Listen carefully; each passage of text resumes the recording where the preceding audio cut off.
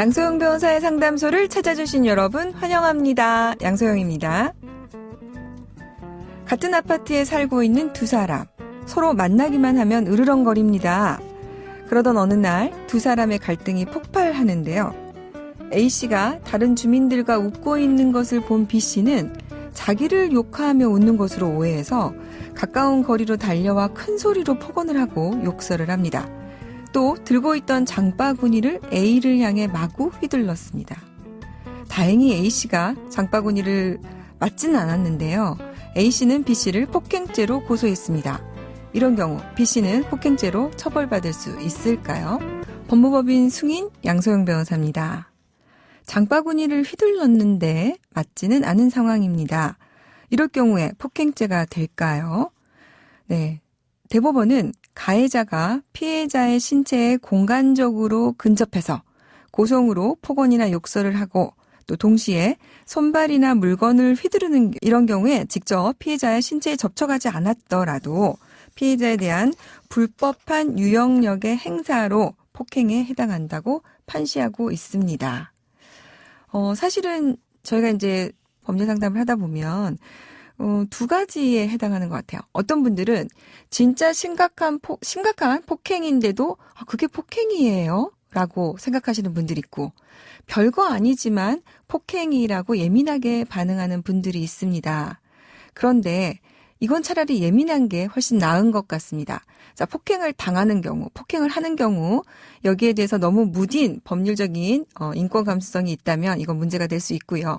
자, 이런 부분까지 폭행죄가 성립될 수 있다는 거 유의하셨으면 좋겠고요. 생각보다 법원에서는 폭행의 범위를 굉장히 넓게 보고 있고 제가 본 사례에서는 상추를 던지는 경우, 상추 던지는 거 뭐 아프겠습니까? 이런 경우도 폭행으로 실제로 보고 있습니다. 자, 우리 모두 폭행 없는 세상에서 살아야 되겠죠? 행복한 하루 되셨으면 좋겠습니다. 이렇게 양담소에서 함께 나눠볼 법률 궁금증이 있으시다면요. YTN 라디오 양소영 변호사의 상담소 홈페이지에 남겨주시면 됩니다. 자주 놀러와 주세요. 화나고 답답하고 억울한 당신의 법률 고민 함께 풀어볼게요. 안미연 변호사님 나오셨습니다. 안녕하세요. 안녕하세요.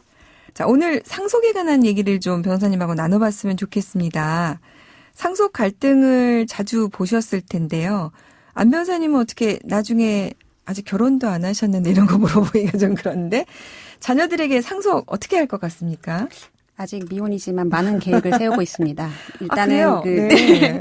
저는 일단 상세히 유언장을 좀 써두려고 합니다. 네. 제가 재산을 내 원하는 내용대로 나눠주려면 유언만 잘해두면 되거든요. 물론 아직 현행법상으로는 유류분 제도가 있어서 완전히 제가 원하는 식의 상속은 이루어지기는 어렵겠지만 네. 이 유류분 제도 자체가 지금 위헌법률 심판 제청이 들어간 상태니까 그렇죠. 앞으로 유언의 효용성이 더 높아지지 않을까 그렇게 생각합니다. 네. 뭐 구체적으로 유언을 공개하실 수는 없으시고? 예, 아직은 없습니다. 네. 그래서 자녀한테 주실 거예요, 안 주실 거예요? 그 아이들이 어떻게 하느냐를 보고 제가 보고 나서 정리할 예정입니다. 네, 그렇죠. 유언장은 뭐 맨날 쓸 수 있고 바꿀 수 있으니까. 네. 네. 오늘 양담소 사연 한번 만나보겠습니다. 저희 아버지는 늘 이런 말씀을 하셨습니다. 집은 장남이, 농가 밭은 둘째가, 상가는 막둥이가 가져가라. 그리고 형에게 먼저 집을 증여해 주셨죠. 저와 여동생에게는 약속하신 농가, 밭, 상가를 증여해 주시지 않은 상태에서 아버지가 갑작스럽게 돌아가셨습니다. 그렇게 아버지가 세상을 떠난 후 저희 3남매는 상속에 대한 갈등이 생겼습니다. 저는 아버지가 주신다는 농가, 밭 대신 상가를 받고 싶지만 큰형과 여동생은 아버지의 생전 뜻을 따라야 한다는 겁니다. 꼭 아버지의 말씀대로 지켜야 하는 건가요? 아버지가 따로 남기신 유언은 없습니다. 어머님도 일찍 세상을 떠나셨습니다. 상속인은 형과 저 여동생 뿐입니다.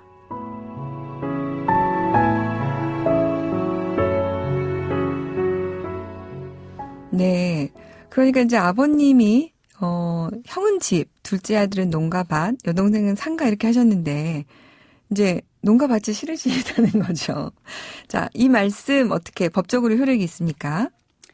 사실 그 민법 제 1012조를 보면 누구라도 자신이 사망한 이후에 상속인들이 어떤 방법으로 상속재산을 나눌지에 대해서 미리 유언으로 정할 수가 있고 네. 그리고 상속인이 아닌 다른 제3자에게 상속재산의 분할 방법을 정하도록 위탁하는 내용의 유언도 할 수가 있습니다. 네. 여기서 포인트는 유언이거든요. 결국 피상속인이 유언의 방식으로 상속재산 분할 방법을 지정한 게 아니라면 네. 그 고인의 유지가 있기는 하지만 반드시 그대로 따라야 되는 것은 아닙니다. 그러니까 이제 이렇게 구두로 하신 말씀은 유언으로 볼 수 없다는 얘기시네요. 예, 그렇습니다. 유언의 요건을 갖춰야겠죠. 네. 그 삼남매는 지금 앞으로 어떻게 진행을 해야 될까요? 사실 그 대법원 판례도 이 민법 1012조대로 피상속인은 유언으로 상속재산의 분할 방법을 정할 수는 있지만 생전행위에 의한 분할 방법의 지정은 그 효력이 없어서 상속인들이 피상속인의 의사에 구속되지는 않는다라고 판시를 했거든요. 아, 네. 결국 그 삼남매는 상속에 대해서 아버지의 뜻과 달리 자신들이 원하는 방법을 주장을 해서 분할을 해야겠지만 지금 그 과연 합의가 될지는 미지수라고 하겠습니다. 네. 그러니까 이제 이게 동의가 서로 되지 않으면 법적인 절차를 거칠 수밖에 없다는 말씀이신데요. 이제 어떤 법적 절차가 진행이 될지 좀 설명을 해 주시죠. 사실 이 지정 분할이라는 게 바로 제가 말씀드린 유언으로 이제 상속재산 분할 방법을 정하는 거거든요. 그게 안 되면 이제 가족 모두가 협의를 해서 협의에 의한 상속재산 분할을 하게 되는데 지금 그 형하고 이제 저하고 여동생하고의 다툼이 있는 상태니까 협의로는 어렵고 네. 이제는 법원에 심판을 청구를 해서 우리 상속재산을 나눠달라라고 하는 상속재산 분할 심판 청구를 할 수밖에 없겠습니다. 네. 지금 이제 그러면은 이제 재산 여기 남겨진 상속 재산에 대해서 삼형제가 어떻게 분할할 것인가를 이제 심판 청구를 한다는 말씀이잖아요. 네네. 이럴 경우에 이제 어떤 쟁점들이 그 재판에서는 나오나요? 뭐 예를 들어서 삼형제 중에 한 명이 아버지를 부양하고 간병을 했다. 뭐 이렇게 해서 지분을 좀 더 주장하는 이런 제도도 있나요? 예, 저희 민법이 규정하고 있는 제도 중에 기여분이 있죠. 그래서 네. 공동상속인 중에서 피상속인을 특별하게 부양을 했거나 아니면 피상속인의 재산의 유지나 증가에 특별히 기여를 했을 경우 법원에서 이런 부분들을 인정해서 일정 부분의 상속분을 더 인정해 주는 것이 이제 기여분 제도입니다. 네. 보통 기여분이 인정되는 경우에는 만약에 기여분이 인정이 된다면 그러면 그 나머지 재산은 어떻게 분할을 하는 겁니까? 일단은 그 기여분만큼을 그 기여분권자에게 더 준다라고 보시면 되는 거죠. 그러니까 이제 상속재산이 예를 들어서 이제 10억이다. 그냥 뭐 계산으로 하면 10억이다. 그러면 기여분이 20%가 인정이 되면 어떤 식으로 나누나요? 네, 기여도가 20%가 인정이 됐다라고 한다면 일단 그 기여분을 받을 사람한테 20%의 기여분만큼을 먼저 주고 떼주고 예, 네. 나머지를 이제 각자의 상속 그 지분, 그러니까 3분의 1씩이 되겠죠, 현재로서는. 네. 예, 그래서 그렇게 해서 남은 거를 나누는 형태가 될 겁니다. 네. 그러니까 기여분이 인정이 되면 아예 이제 그게 먼저 떼지는군요. 네. 그러면은 변호사님 이렇게 그 사건 진행을 해보셨을 때 기여분이 몇 % 정도 어떤 경우에 인정이 되는지 한번 사례를 좀 들어서 설명 좀 해주시겠어요? 사실 많은 분들이 그게 궁금하실 것 같거든요.